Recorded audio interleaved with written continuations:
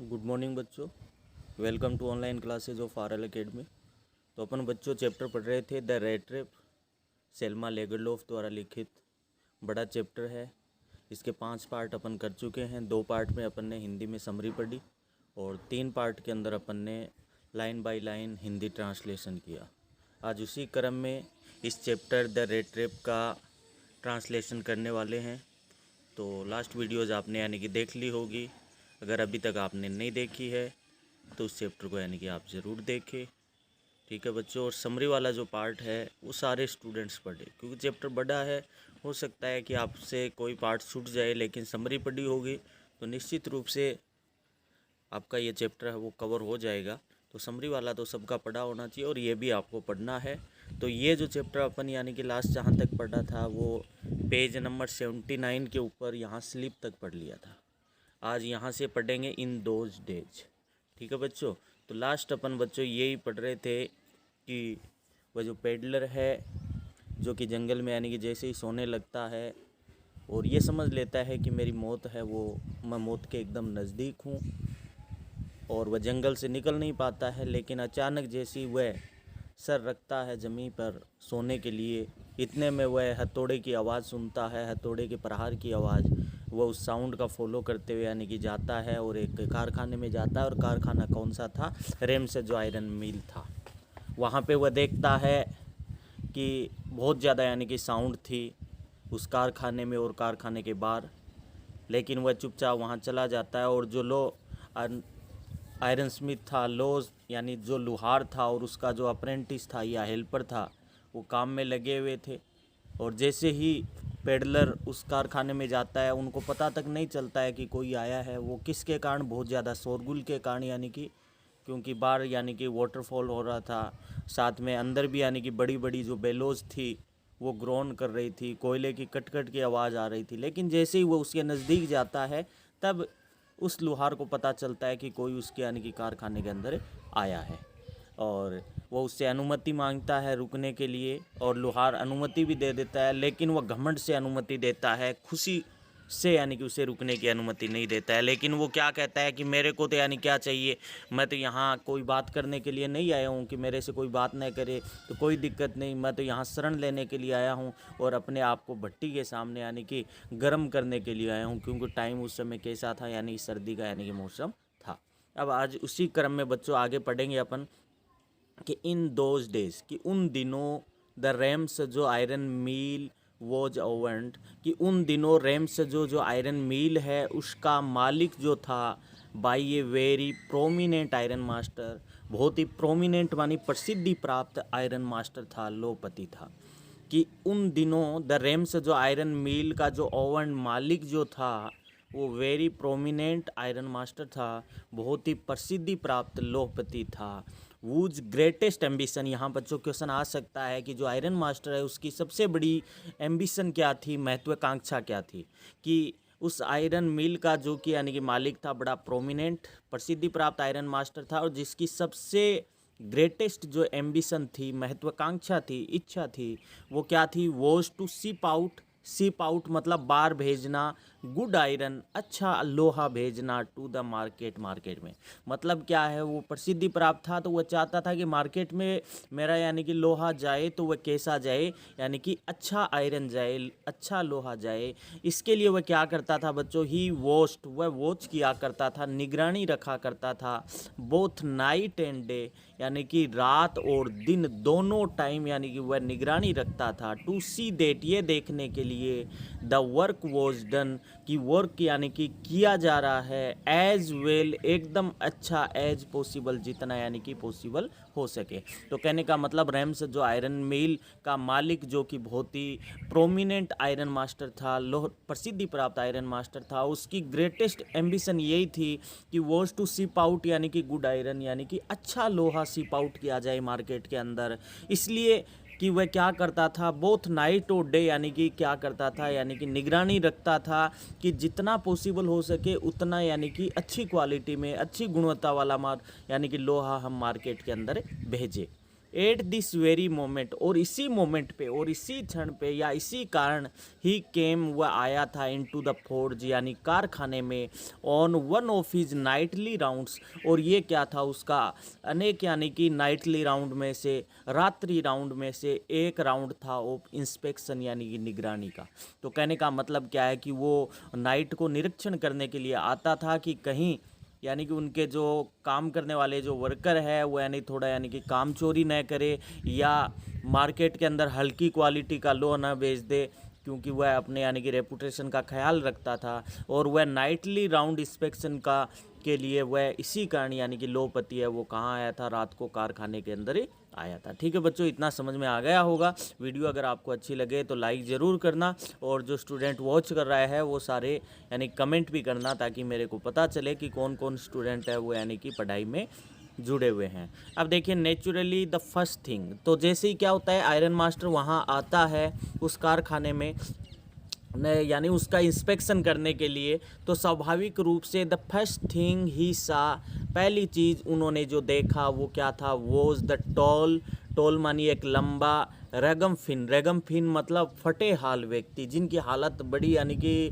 दयनीय हो। तो सबसे पहले उस व्यक्ति ने क्या देखा, एक लंबा रेगम फिन एक फटे हाल व्यक्ति देखा। वो हैड ईज हिज वे, जो कि उसके मार्ग के नज़दीक बैठा था, so close to the furnace, और जो कि भट्टी के एकदम नज़दीक बैठा था, देट स्टेम, जिसके कारण स्टेम रोज वास्प उठ रही थी, निकल रही थी, फ्रॉम हिज वेट रेक्स, उसके गीले चिथड़े से। कहने का मतलब क्या है कि वो बाहर से चल कर के आया था, ओस पड़ रही थी, और ओस के कारण क्या है उस सर्दी के अंदर उसके यानी कि कपड़े गीले हो गए थे। उसने सबसे पहले आयरन मास्टर जैसे ही वहाँ आया तो उसने क्या देखा कि एक टॉल रगम फिन, एक लंबा फटे हाल व्यक्ति जो कि उसके मार्ग में था, और भट्टी के इतने क्लोज था, इतने नज़दीक था कि भट्टी जो कि जल रही थी, तो उसके जो वेट रेक्स थे, गीले जो चिथड़े थे, उस चिथड़े से क्या निकल रही थी, यानी वाष्प निकल रही थी। तो इतना बच्चा आपका समझ में आ गया होगा।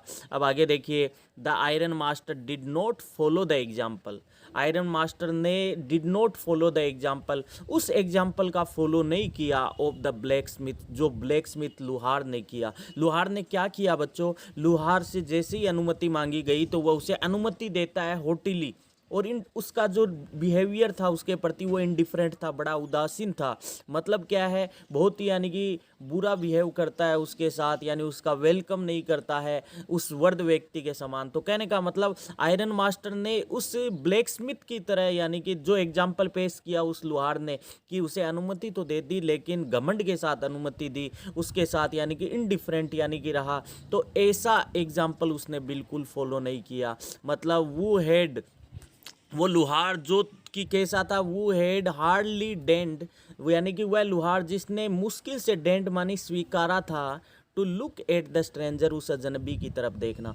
मतलब क्या है, वो जो लुहार था उसने तो मुश्किल से उस अजनबी की तरफ देखना चाहा, मतलब देखा तक नहीं, और ऐसे ही लापरवाही से उसे रुकने की अनुमति दे देता है। लेकिन वो क्या करता है, जो लुहार ने एग्जाम्पल फॉलो किया, उसका एग्जाम्पल दिया, उसका फॉलो नहीं किया, और वह आयरन मास्टर क्या किया, he walked close up to him, वह चल करके उसके नज़दीक गया, looked him over very carefully, उसको देखा, बहुत ही सावधानी पूर्वक देखा, and then tore off his slouch hat, और बाद में वह क्या करता है, टोर ऑफ मानी उतारता है अपनी स्लाउच हेट, अपनी झुकी हुई टोपी को उतारता है, to get a better view, ताकि वह एक अच्छे तरह से देख सके उसके चेहरे को। कहने का मतलब क्या है, वह उस ब्लैक स्मिथ का तरह यानी कि बिहेव नहीं किया, वह आयरन मास्टर है उसके पास गया और अपनी स्लाउच हेट, अपनी झुकी हुई टोपी को उतारा, ताकि मैं उस पेडलर का या जो व्यक्ति सोया हुआ था वहाँ पे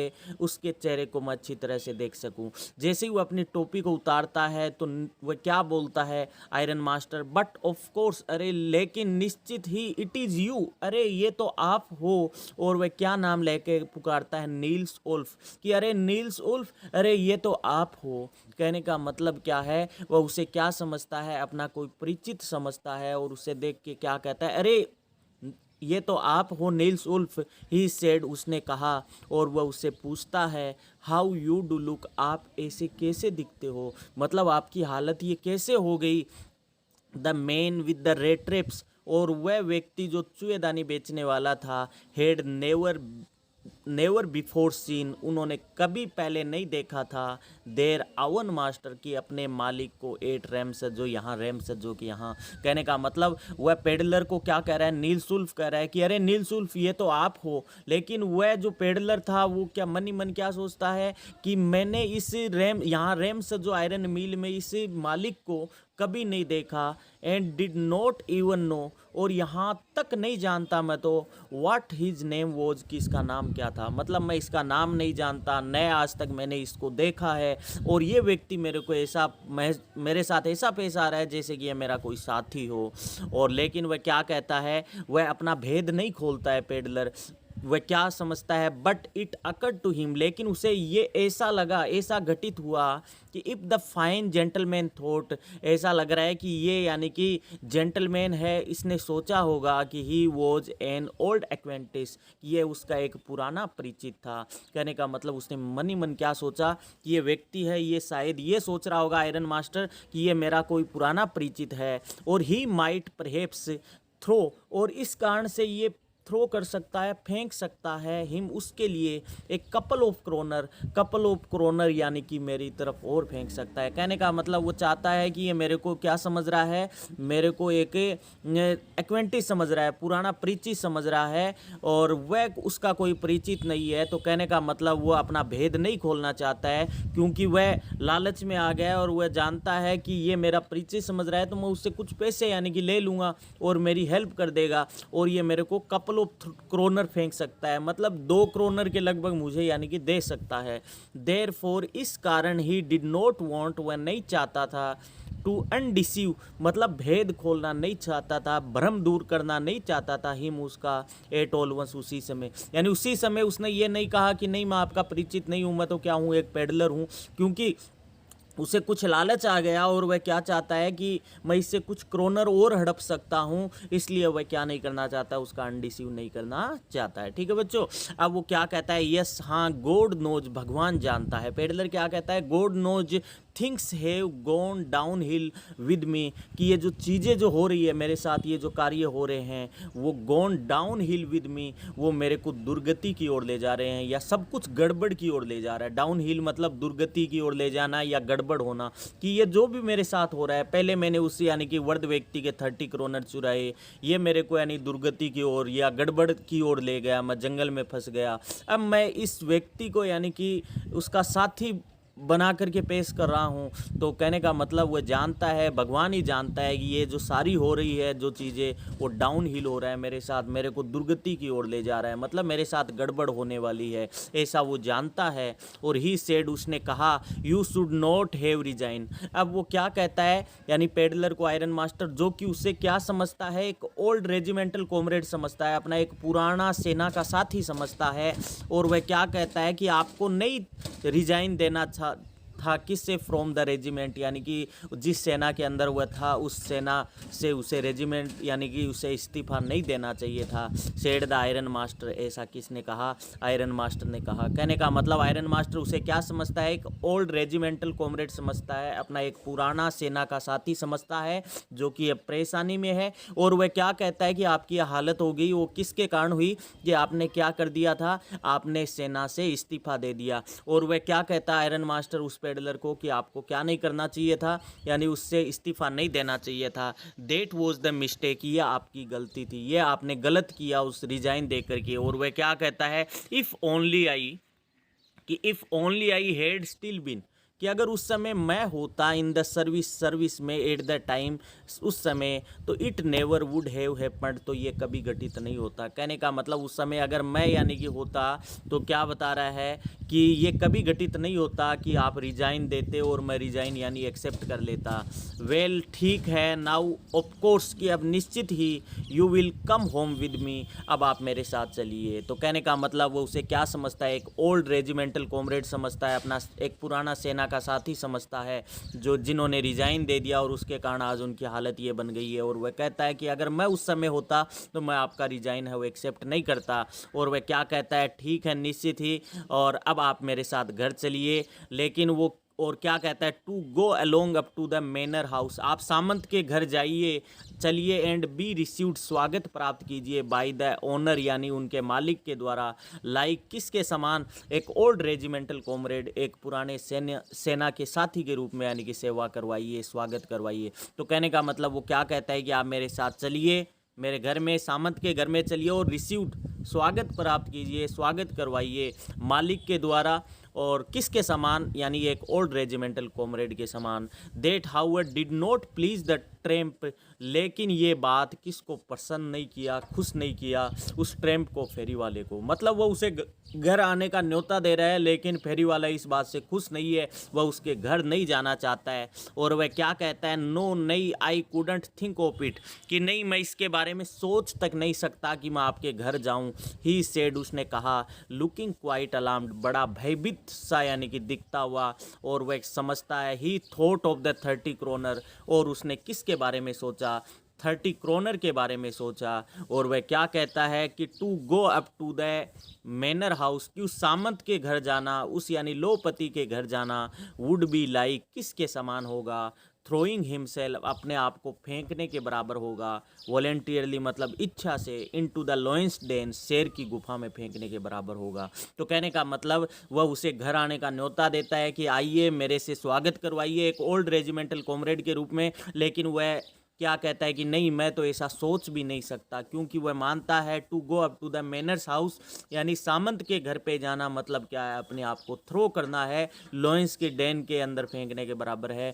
क्योंकि वह जानता है कि जहाँ से उन्होंने 30 क्रोनर चुराए थे, वह वृद्ध व्यक्ति यहीं पे काम करता था, और वह निश्चित रूप से, यानी कि यहाँ ज़रूर बताएगा कि इस तरह से एक पेडलर था और उसने मेरे को लूट लिया। तो वह मना कर देता है कि नहीं, यहाँ जाना है, यानी कि मतलब क्या है, अपने आप को शेर की गुफा में फेंकने के बराबर है। और वह क्या कहता है, ही ओनली वॉन्टेड टू चांस, मैं तो केवल एक चांस चाहता था, टू स्लीप हेयर, कि मैं यहाँ सोऊं, इन द फोर्ज, कारखाने में, एंड देन स्नीक अवे, और बाद में यहाँ से चुपके से, यानी कि चला जाऊं, एज इनकॉन्स्पिकुअसली एज पॉसिबल। और वह इनकॉन्स्पिकुअसली मतलब क्या है, कि बिना किसी के देखे मैं यहाँ से, यानी कि चला जाऊं। कहने का मतलब क्या है, वो ये बताता है, मैं तो केवल यहाँ सोना चाहता था, और ये चाहता था कि जैसे ही मैं सो जाऊं और सुबह चुपचाप बिना किसी को दिखाए अपने आप को यहाँ से चला जाऊं, लेकिन मैं यहाँ, यानी कि नहीं जाऊंगा, ऐसा यानी वो समझता है। क्योंकि वह जानता है कि वहाँ जाऊंगा तो सब कुछ गड़बड़ हो जाएगी,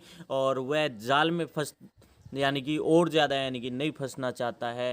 तो आज बच्चों यहाँ तक ही अपन, यानी कि पढ़ेंगे पॉसिबल तक ही।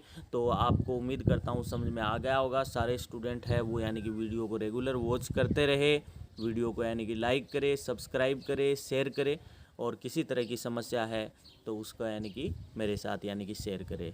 Thank you.